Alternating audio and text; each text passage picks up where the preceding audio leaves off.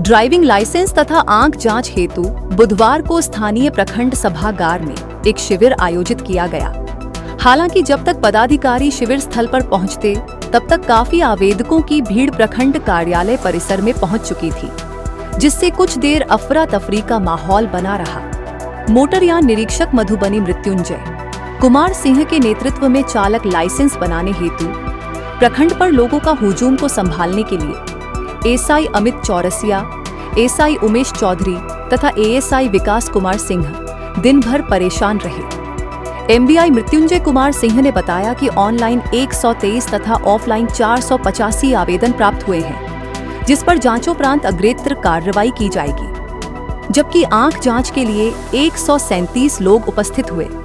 सभी का विस्तृत विवरण दर्ज कर लिया गया है। बाद में चश्मा बनकर आने पर सबों को दे दिया जाएगा।